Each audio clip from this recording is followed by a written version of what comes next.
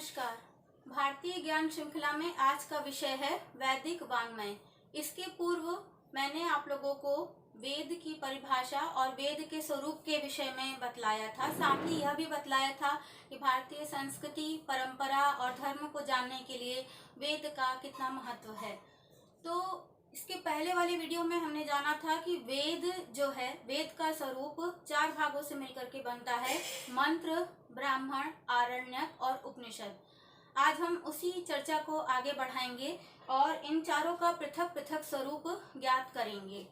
सर्वप्रथम है मंत्र, जिसका उच्चारण करके यज्ञ यागादि का अनुष्ठान किया जाता है, अर्थात ऋच्यन्ते स्तूयन्ते देवा अनया इति ऋक्। ऐसे स्तुति को ऋचा या मंत्र कहते हैं और इन मंत्रों के समूह को ही संहिता कहते हैं। तो जब हम कहते हैं किसी वेद का मंत्र भाग या संहिता भाग, तो हमारा तात्पर्य होता है उसमें निहित देवताओं की स्तुति से। दूसरा जो है वो आता है ब्राह्मण।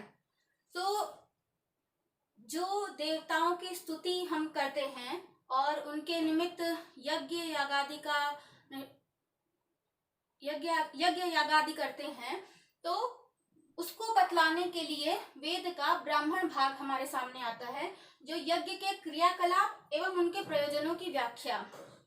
ऐसा नहीं है कि सिर्फ कह दिया गया कि आपको इस यज्ञ में इस अमुक लकड़ी की या अमुक प्रकार के समिधा की, हवन सामग्री की आहुति देनी है, तो सिर्फ कह दिया है तो हमें मानना है। उसका क्या प्रयोजन है उसकी भी व्याख्या इसमें की गई है।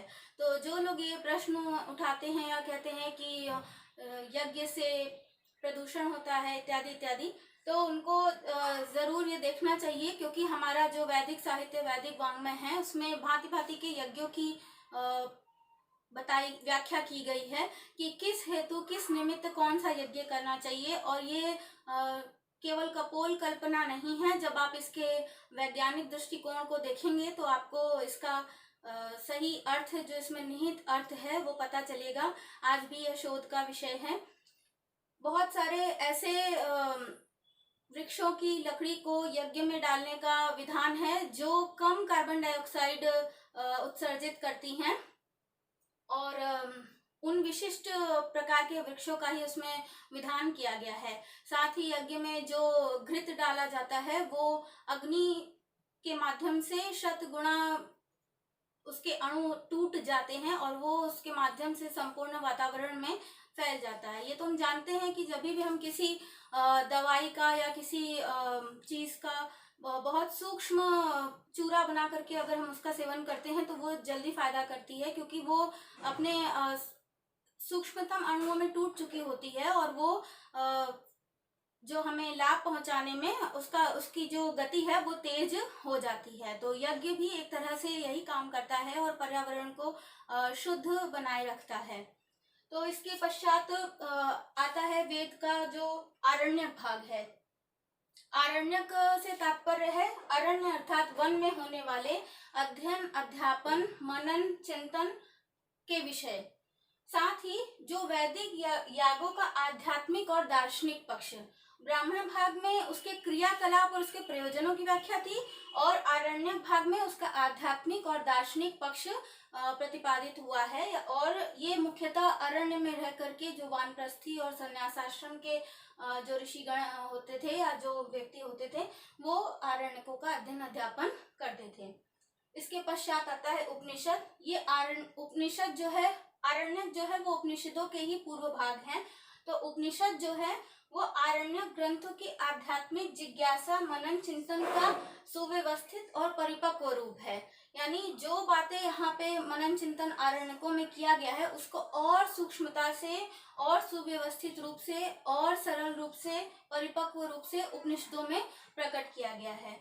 शंकराचार्य जी के अनुसार उपनिषद जो है वो ब्रह्म विद्या की प्रतिपादक हैं।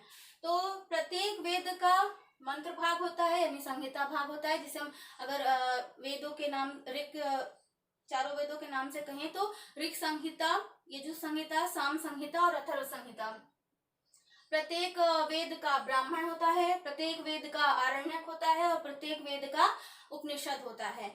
आगे चल के हम जब वेदों के बारे में हम आपको और बतलाएंगे प्रत्येक वेद के बारे में, तो हम देखेंगे कि वेदों की भी अनेक शाखाएं प्रशाखाएं विकसित हुई। तो जिस वेद के ये चारों भाग या इनमें से कम कोई एक भी उपलब्ध होता हो, उसी शाखा को जीवित माना गया है। यानी पहले जो प्राचीन काल में माना गया कि बहुत सारे, जैसे सामवेद फॉर एग्जाम्पल लेते हैं, तो सामवेद की 1000 शाखाएं बतलाई गई हैं, पर वर्तमान में 3 ही शाखाएं उपलब्ध होती हैं। क्यों? क्योंकि उन्हीं 3 शाखाओं के ही केवल मंत्र, ब्राह्मण, आरण्यक या उपनिषद चारों, या इनमें से कोई 2 या इनमें से कोई 3 या कोई 1 ऐसे प्राप्त होता है। तो उस पर हम आगे के वीडियोस में चलेंगे। आपके सुझावों का मुझे आपके सुझावों के लिए मैं एकदम आपके सुझावों के लिए ऋणी रहूंगी। तो आप लोगों को कैसा लगा ये मुझे अवश्य बतलाइएगा, और तब तक के लिए नमस्कार, धन्यवाद।